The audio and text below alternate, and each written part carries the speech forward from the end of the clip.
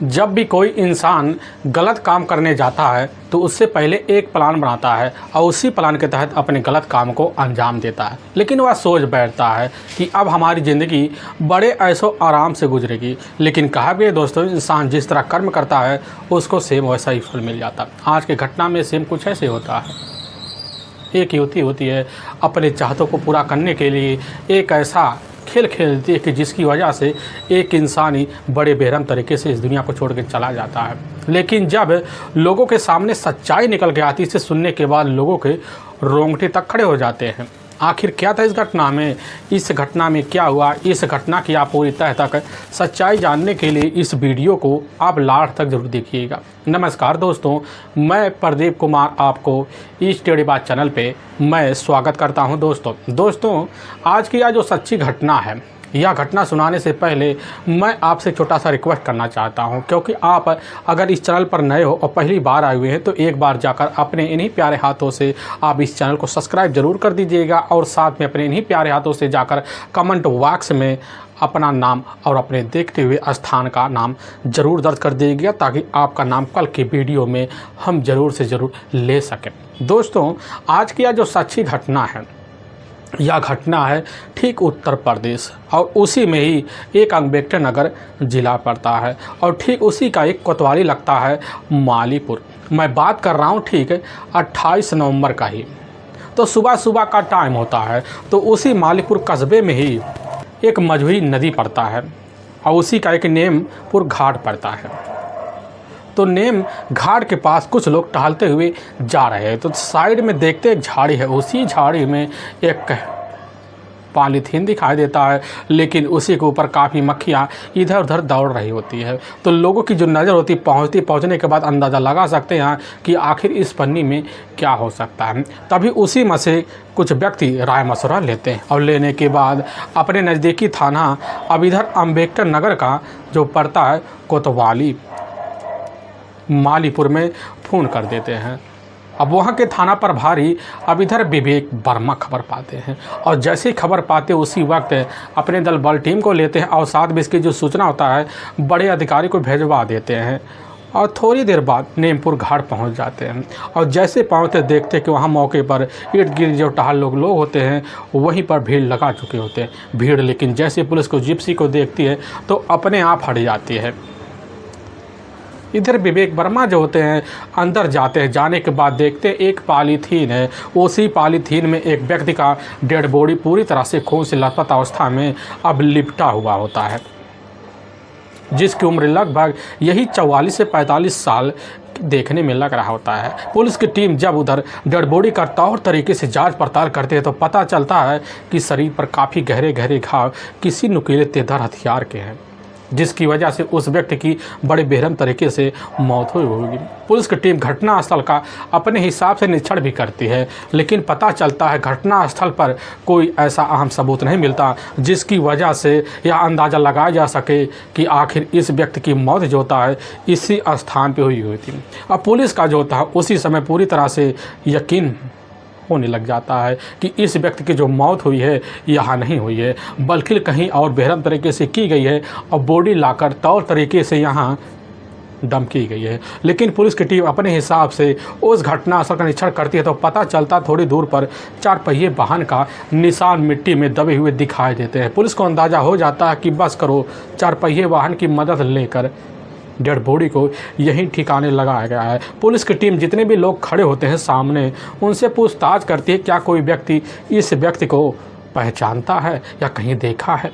Police की team अपने हिसाब से लोगों से जब पूछताछ कर लेती है तो पता चलता कोई भी व्यक्ति जो होता है अब उस अनजान डेड बॉडी का शिनाख्त नहीं कर पाता, जिसकी वजह से पुलिस की टीम वहीं अब पंचनामा भर लेती है और पंचनामा भरने के बाद उठाकर अपने राजकीय सरकारी जो अस्पताल होता है उसी में अब मोर्चरी हाउस भेजवा देती है और पुलिस की जो टीम होती है उसी वक्त थाने लौटाती है।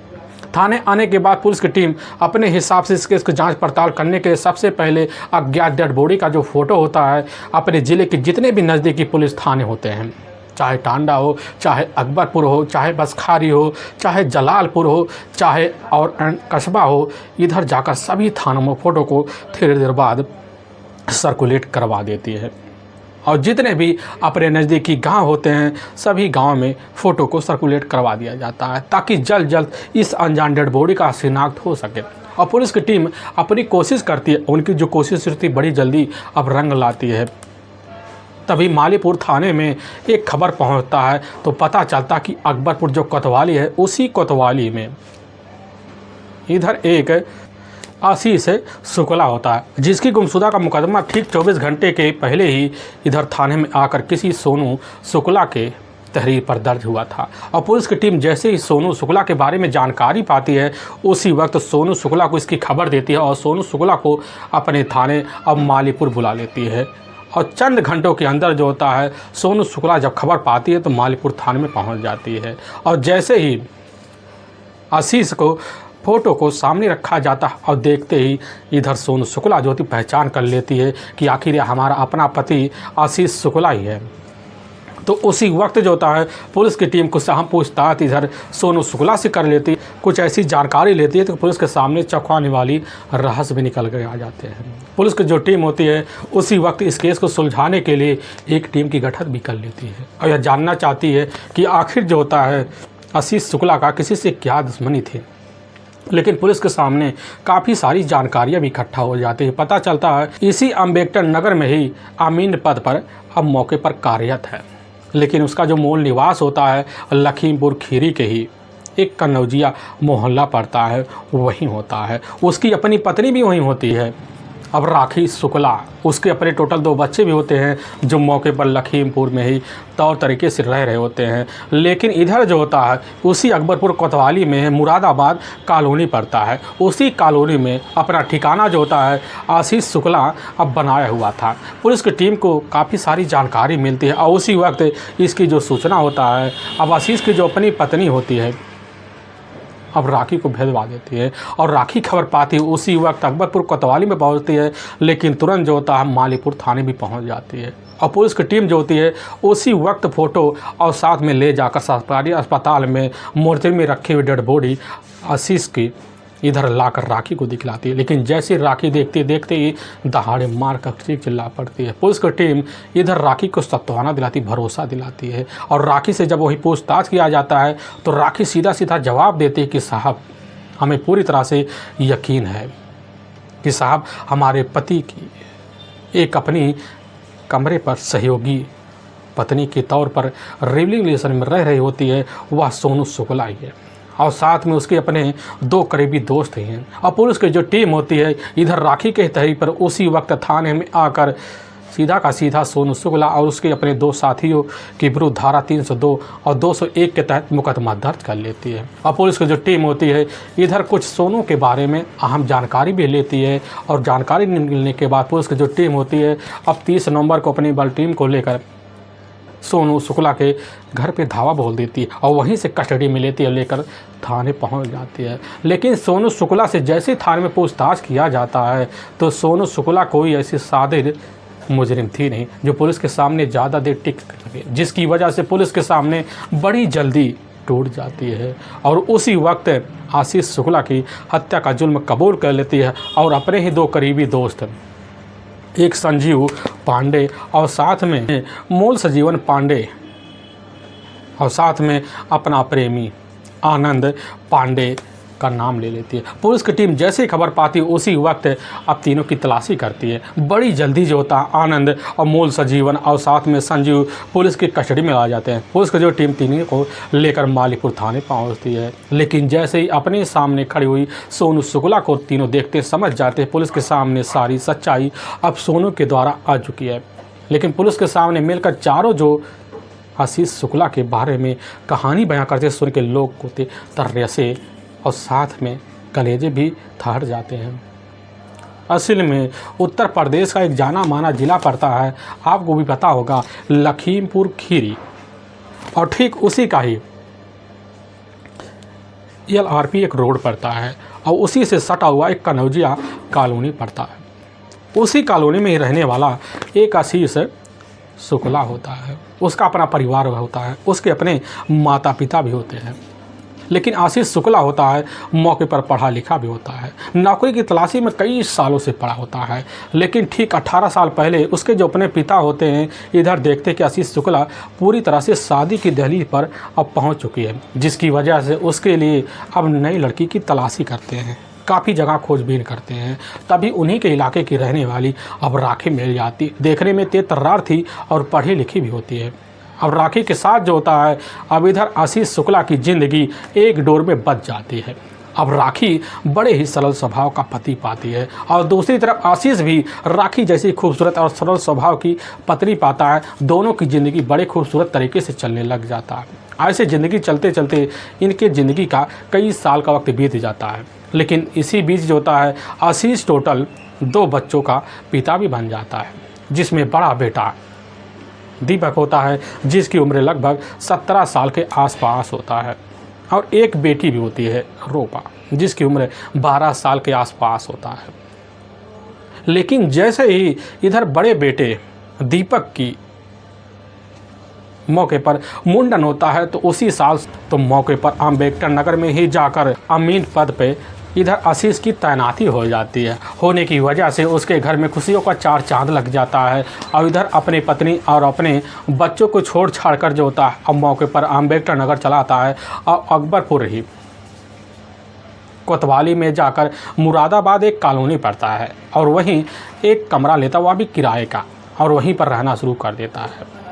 और रहते रहते कुछ साल का जब वक्त बीत जाता है तो उसी बीच अपने घर वालों से मुलाकात करने के लिए अपने घर भी आना जाना शुरू कर देता है। इधर जो होता आशीष और राखी की ज़िंदगी का बड़े खुशीमय तरीके से वक्त बीत जाता है। लेकिन तभी घटना से मात्र कुछ साल पहले जो होता है एक दिन आशीष मौके पर शिव बाबा दर्शन करने के लिए गया हुआ था, और जब गया हुआ था तो उसी बीच मार्केट में खड़ी हुई एक खूबसूरत लड़की पर इधर आशीष की नज़र पड़ जाती है। लेकिन जो युवती होती है वह कोई अनजान युवती नहीं होती है, बल्कि खुद इधर सोनू शुक्ला होती है, जो ठीक है इब्राहिमपुर कस्बे का ही एक बड़ा गांव लगता है, उसी गांव की रहने वाली होती है। यही सोनू शुक्ला, उसके अपने पिता भी होते हैं विजय शुक्ला के टोटल 6 बच्चे होते हैं, जिसमें 2 बेटे और टोटल 4 बेटियां होती हैं। लेकिन जो सबसे बड़ी बेटी होती है यही सोनू शुक्ला होती है। लेकिन विजय शुक्ला के पास थोड़ी बहुत खेतिहर ज़मीन होती है, जिसकी वजह से अपने बच्चों के पढ़ाई लिखाई में इधर विजय शुक्ला कोई कसर नहीं छोड़ते हैं। लेकिन चंद साल के अंदर जो होता है इधर एकाएक विजय शुक्ला इतना परेशान हो जाते कि चारपाई पकड़ लेते, जिसकी वजह से हमेशा के लिए इस दुनिया को छोड़ के चले जाते हैं। और इसकी सारी जो जिम्मेदारी होती है यह जिम्मेदारी आकर शुक्ला पर टिक जाती है। लेकिन इधर घर में बड़ी बेटी होने के नाते सोनू भी समझ जाती है कि हमारे ऊपर क्या आगे बीतने वाली है। लेकिन समय कैसे न तैसे भागता है, तो सोनू को एहसास होने लग जाता है कि अब तो हमारी शादी की उम्र हो चली है, हमें भी शादी कर लेना चाहिए, क्योंकि हमारे घर में उतना बजट नहीं बन रहा है कि हमारे घर में सभी की शादी जल्दी हो सके। जिसकी वजह से सोनू अब उसी वक्त ठान लेती है कि हम अपने सपनों का राजकुमार उसे चुनेंगे जो हमारी सारी खुशियों को 4 चांद लगा सके, तौर तरीके से हमारे साथ ज़िंदगी बिताए। यही सब सोच साच कर अब सोनू शुक्ला जो होती है नए जीवन साथी की तलाशी में लग जाती है। देखने में सोनू शुक्ला काफ़ी खूबसूरत थी। अगर किसी की भी नज़र सोनू शुक्ला के ऊपर एक बार टकता तो देखने के बाद उसका दीवाना होना स्वाभाविक बन जाता। अब इसी का फ़ायदा जो होती है अब सोनू शुक्ला उठाना शुरू कर देती है। काफ़ी लड़के जो होते हैं सोनू शुक्ला के इर्द गिर्द मंडराना शुरू कर देते हैं, लेकिन वह तौर तरीके से किसी को भाव भी नहीं देती थी जब तक उसके पूरे बैकग्राउंड को जान नहीं लेते थे। लेकिन इसी बीच सोनू शुक्ला की नज़र में अब इधर आशीष भी लग जाता है, और जब लग जाता है तो इसी बीच आशीष के बैकग्राउंड को पूरी तरह से जाँच पड़ताल कर लेती है। तो पता चलता है कि आशीष मौके पर एक सरकारी नौकरी पेशा व्यक्ति है। भले उसकी उम्र लगभग 44 साल के आसपास हो चली है, लेकिन हाँ वह एक शादीशुदा भी है, उसकी अपनी पत्नी है और उसका अपना परिवार जो था लखीमपुर में ही है।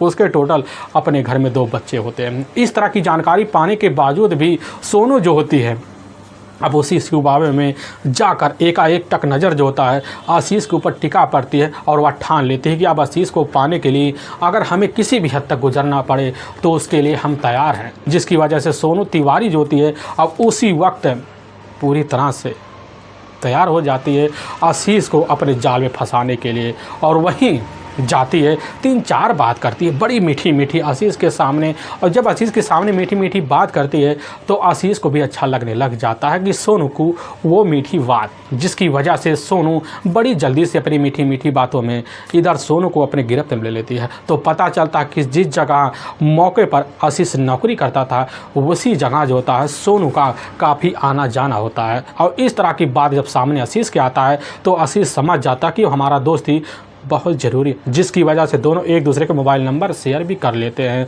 और इधर जिस जगह आशीष का काम होता है उसी जगह सोनू का आना जाना भी बन जाता है और दोनों की मुलाकातें बढ़ जाती हैं। बढ़ने की वजह से दोनों की इस तरह पहचान बन जाती है कि सोनू भी वह मौका नहीं गंवाना चाहती थी जिसके लिए अब आशीष के पीछे पड़ी हुई थी। अब सोनू का जो होता है इधर आशीष के कमरे पर आना जाना बन जाता है। इतना आना जाना बन जाता है कि उसके कमरे में जाकर उसके लिए बढ़िया व्यंजनों का पकवान बनाती और साथ में उसके मुंह से तारीफ़ों का पुल भी सुन लेती, जिसकी वजह से सोनू समझ जाती है कि अब हमें टाइम नहीं लगेगा कि आशीष के दिल पर राज करने का और साथ में उसके संपत्ति को अपने हक में लेने का। यही सब सोच साझ कर इधर सोनू का जो होता है व्यवहार इस तरह बदल जाता है कि जब कभी भी सोनू आशीष के कमरे में पहुंचती है तो अपने रंग रूप दिखाना शुरू कर देती है और उसके सेवा पाने में इधर सोनू कोई कसर भी नहीं छोड़ती है। लगभग 3-4 महीने का ऐसे वक्त बीत जाता है सेवा पानी करते हुए। आशीष को समझ में आ जाता है कि आखिर इतनी सेवा पानी तो हमारी पत्नी भी नहीं कर सकती जितनी आजकल सोनू हमारे ऊपर मेहरबानी दिखा रही है। और इस तरह की बात अपने दिल में खुद आशीष रखता है, लेकिन वह सोच लेता है कि अपनी खूबसूरत पत्नी अब राखी को कतई धोखा नहीं दे सकते। लेकिन इधर जो होती है सोनू पूरी तरह से आशीष को अपने मोह जाल में फंसाने के लिए तैयार हो जाती है, हर हथकंडे अपनाती है। जब भी कमरे में पहुंचती तो अपने चाल स्वभाव और साथ में कुछ पहनाव को बदल देती, जिसकी वजह से आशीष बड़ी जल्दी अब सोनू के ऊपर खींचा चला आता है।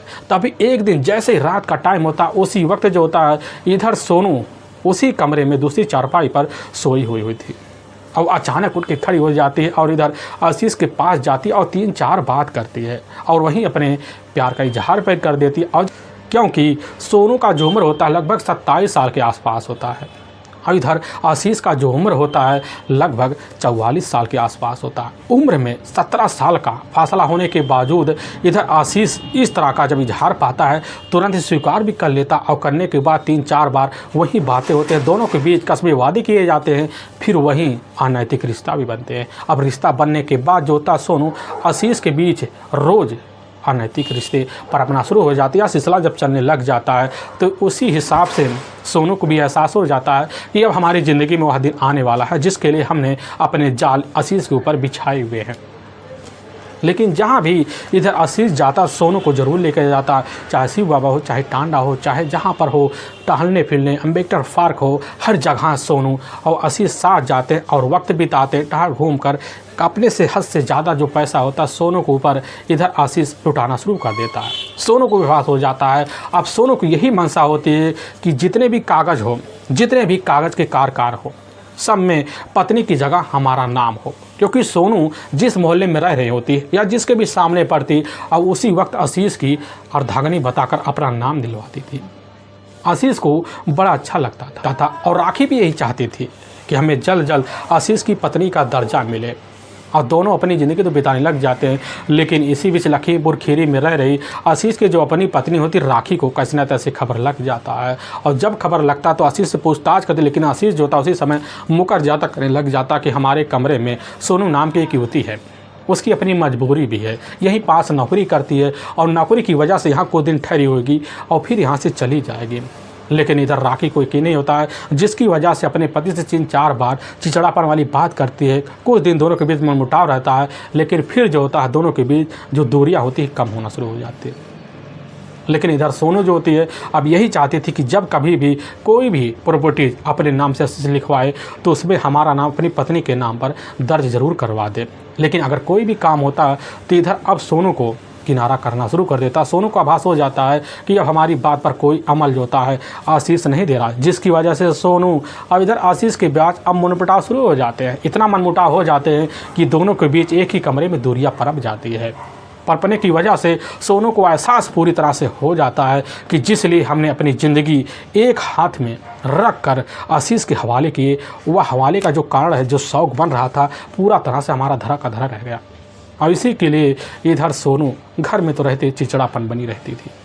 लेकिन इसी बीच आशीष शुक्ला का ही एक अपना करीबी दोस्त होता है, आनंद तिवारी, जो अम्बेडकर नगर का ही गांव पड़ता है, सिंहमई करीरात, वहीं का रहने वाला होता है। उसके घर में अपने टोटल 3 भाई भी होते हैं। उसके अपने पिता होते हैं रमेश तिवारी। रमेश तिवारी के पास खेतिहर ज़मीन होती है, होने के नाते उसके जो अपने घर में बच्चे होते हैं तो तरीके से अपनी ज़िंदगी जी रहे होते हैं। लेकिन इधर जो होता है आनंद का, अब धीरे धीरे जब आशीष से दोस्ती बन जाता है तो आनंद आशीष के कमरे पर आना जाना शुरू कर देता है। लेकिन उसी बीच उसकी जो नज़र होता है अब सोनू शुक्ला पर पहुंच जाता है। पहुंचने की वजह से सोनू की सारी हकीकत जो होता है आनंद तिवारी जान लेता है कि सोनू जो होती है आशीष की पत्नी नहीं है, बल्कि उसके साथ रिलेशन में रह रही एक अनजान पत्नी बनकर रह रही है। और मौके पर इधर सोनू और साथ में आशीष के बीच अब मनमुटाव शुरू हो गए हैं और उसी का फ़ायदा उठाने के लिए आनंद जो होता है अब सोनू की खूबसूरती देखकर करीब जाने की भरपूर प्रयास करता है। लेकिन जब कभी भी सोनू का चेहरा उदास आनंद देखता, समझ जाता कि आशीष को लेकर सोनू के बीच कुछ मनमुटाव हुए हैं। और उसी वक्त आशीष को बात को लेकर इधर खुद आनंद सोनू के पास जाता और 3-4 बात करता, जिसकी वजह से सोनू को एहसास हो जाता है कि आनंद हमारा साथ देने के लिए पूरी तरह से तैयार है। और इधर आनंद बड़ी जल्दी अपने बातों में सोनू शुक्ला को ले लेता है और लेने की वजह से सोनू शुक्ला अपनी सारी बात धीरे धीरे आनंद के सामने रखना शुरू कर देती और रखने की वजह से दोनों एक दूसरे के दुखड़े शेयर भी करना शुरू कर, जिसकी वजह से बड़ी जल्दी दोनों के बीच दोस्ती हो जाती है। और यहाँ तक कि आशीष शुक्ला के गैर मौजूदगी में अब सोनू का और आनंद का घूमना फिरना चालू हो जाता है। और इस तरह चालू हो जाता है कि इधर जो होता है खुद दिन में ही सोनू शुक्ला का आनंद तिवारी के साथ कमरे में संबंध बन जाते हैं। और संबंध का जो सिलसिला होता है अब इधर आशीष शुक्ला की गैर मौजूदगी में बेधड़क चलने लग जाता है। और जब चलने लग जाता है इसी बीच होता है सोनू को समझ में आ जाता है कि अब हमें अपने से बड़े 18 साल आशीष के साथ वह सब सपने नहीं सजोना चाहिए जो सपने हमने देख रखे थे। लेकिन वह भी समझ लेती है कि आखिर जब हमारे सपने टूटेंगे तो दूरी भी पनपेगी और आशीष से प्रॉपर्टीज और साथ में हमारा रिश्ता भी छूट जाएगा और उसकी नौकरी भी चली जाएगी। ये सब सोच साझ कर सोनू समझ जाती है कि आगे हमें करना क्या है। और उसी वक्त आनंद के पास जाती कहने लग जाती कि हम चाहते हैं कि दोबारा हमारी ज़िंदगी में आशीष नाम का यह युवक दिखे ही ना, क्योंकि उसकी अपनी नौकरी भी है, उसके प्रॉपर्टीज पे हम चाहते हैं उसके ना रहने के बाद हमारे नाम उसकी प्रॉपर्टी और साथ में उसकी नौकरी तुम्हारे हाथ लग जाए। अब जैसे इस तरह के लुभावन भरे खबरें आनंद तिवारी पाता तो उसी वक्त समझ जाता है कि सोनू आखिर चाहती क्या है। और सोनी खुले स्वभाव से कह देती हैं कि हम आशीष शुक्ला के ना रहने के बाद तुम्हारे साथ शादी कर ज़िंदगी बिताएंगे और उसके प्रॉपर्टी और उसके नौकरी का हिस्सा तुम्हारे हाथों में रखेंगे। और इस तरह के लुभावन भरे जब संदेश पाने के बाद आनंद समझ जाता कि अब हमें टाइम नहीं गंवाना चाहिए। लेकिन इधर जो होती है सोनू शुक्ला कई दिन जो होती है आशीष को अपने ही रास्ते से हटाने के लिए प्लान को कामयाब करने के लिए लगी पड़ी होती है। लेकिन उसके हर कंडे जब फेल हो जाते हैं तो इधर आनंद के सामने हाथ फैला देती है। आनंद समझ जाता है तो आनंद के अपने करीबी जो दोस्त होते हैं, मूल सजीवन जो उत्तर प्रदेश का जाना माना जिला पड़ता है सुल्तानपुर का, और दूसरा संजीव पांडे जो अम्बेडकर नगर के ही इलाके का रहने वाला होता है। लेकिन संजीव और साथ में मूल सजीवन दोनों जो होते हैं अकबरपुर के जाने माने जीटी होटल में एक साथ नौकरी करते थे। लेकिन नौकरी करते वक्त जो होता है इधर मुलाकात जाकर धीरे धीरे कैसे ना तैसे कर आनंद तिवारी से होता है। लेकिन आनंद तिवारी दोनों के पास जाता है और उसी वक्त दोनों का पैसे का लालच देता है, जिसकी वजह से मूल सजीवन और संजीव तिवारी दोनों तैयार हो जाते हैं उसका साथ देने के लिए और समय का बेहतरीन तरीके से इंतज़ार भी करते हैं। और तभी 27 नवंबर अब साल 2020 का ही शाम का टाइम होता है। तो उसी वक्त जो होता है इधर सोनू शुक्ला और साथ में आशीष शुक्ला के बीच दोनों को एक बात के लेकर झगड़े तकरार हो जाते हैं। और झगड़े तकरार जब होते हैं तो इधर खुद सोनू जो होती है जाती दूसरे कमरे में चारपाई डालकर सो जाती है। लेकिन जैसे रात का 11 बजे के आसपास टाइम होता है तो सोनू उसी वक्त आनंद तिवारी के पास फ़ोन कर देती है। आनंद तिवारी समझ जाता और उसी वक्त मूल सजीवन और साथ में संजीव को अपने साथ लेता और लेकर बिना टाइम गंवाए जो होता है मुरादाबाद कॉलोनी पहुंचता और चंद घंटे के अंदर जो होता है धड़धड़ा कर सोनू के ही कमरे में घुस जाता। तो और इधर सोनू तुरंत जो होती है नींद तोड़कर उड़ जाती है और आशीष के पास जाती है। जब आशीष के पास पहुंचती है तो इधर तुरंत तीनों को इशारा मार देती है और चारों को चारों एक साथ मिलते हैं अपने हाथ में तेजधार हथियार लिए। इधर आनंद और संजीव मूल निवास अपने हाथ से वही हथियार लेते हैं और लेने के बाद एक वार जो होता है आशीष शुक्ला के ऊपर कर देते हैं, जिसकी वजह से आशीष शुक्ला हमेशा के लिए इस दुनिया को छोड़कर वहीं चला जाता है। पास में एक काली कलर का पॉलीथीन होता है, उसी में ले जाकर बेहतर तरीके से बॉडी को लपाट कर मूल निवास जो होता है ले जाकर अपने ही कार में वही डंप कर देता। फिर चारों को चारों उसी कार में बैठ जाते हैं। बैठने के बाद रात बिरात कार चलाते चलाते सीधा का सीधा मालीपुर कस्बे में घुस जाते हैं। अब इधर कार लेकर मुझई नदी के ही नेमपुर घाट पहुंच जाते और घाट में देखते झाड़ी है, उसी झाड़ी में ले जाकर पॉलीथीन सहित मनीष शुक्ला के बॉडी को डंप कर देते हैं। फिर वहां से कार लेकर सुल्तानपुर के होते हुए दोस्तपुर कस्बे प्रवेश कर जाते हैं और लेकर वहीं एक अनजान जगह पर कार को वहीं एक अज्ञात कार समझकर वहां से चारों के चारों फरार हो जाते हैं। लेकिन आने के बाद सोच बैठती कि अपनी ज़िंदगी बड़े ऐशो आराम से चलेगी। लेकिन जैसे सुबह का टाइम होता है, सुबह के टाइम में अकबरपुर कोतवाली जाती है। वहाँ जाने के बाद सोनू जो होती है इधर आशीष शुक्ला का गुमशुदा का मुकदमा दर्ज करवा देती है ताकि पुलिस हमारे ऊपर शंका ना करे। लेकिन इधर पुलिस के हथकंडे सोनू कैसे न तैसे खुद फंस जाती है। लेकिन वाकई में दोस्तों पुलिस के सामने जब इधर थाने में सोनू और इधर आनंद तिवारी और साथ में मूल निवास और साथ में संजीव तिवारी सच्चाई रखते सुनने के बाद पुलिस की जो टीम होती है पूरी तरह से सोच में पड़ जाती है। पुलिस की टीम चारों को अपनी कस्टडी में लेती है और ले जाकर वहाँ के ही न्यायालय में पेश करती है। तो न्यायालय में चारों के ऊपर काफ़ी गंभीर धारा में मुकदमा दर्ज करके ले जाकर हमेशा के लिए जेल के सलाखों के पीछे डाल देती है। दोस्तों हमें इस घटना का सुनाने का जो उद्देश्य है किसी के दिल को ठेस पहुंचाना नहीं है, बल्कि आपको यह बताना कि आप जहां भी रहें आप सावधान और सतर्क जरूर रहे। दोस्तों हमारे कुछ ऐसे व्यूअर हैं जो हमारी वीडियो को लगातार वॉच करते हैं, जिसमें मध्य प्रदेश के उज्जैन शहर के हैं राजीव कुमार पांडे और साथ में उत्तर प्रदेश के जाना माना शहर पड़ता है गाजियाबाद, वहीं के रहने वाले राजू कुमार तिवारी जी हैं। और साथ में उत्तर प्रदेश का ही जाना माना ज़िला पड़ता है आजमगढ़, वहीं के रहने वाले अली मोहम्मद। और साथ में अम्बेडकर नगर में ही रहने वाले होते हैं राजेश कुमार वर्मा। और साथ में कई हमारे व्यूअर जो हमारे वीडियो को लगातार वॉच करते हैं। अगली बार अपने नए व्यूअर के साथ और नए वीडियो के साथ ज़रूर मिलेंगे। तब तक के लिए जय हिंद और जय भारत।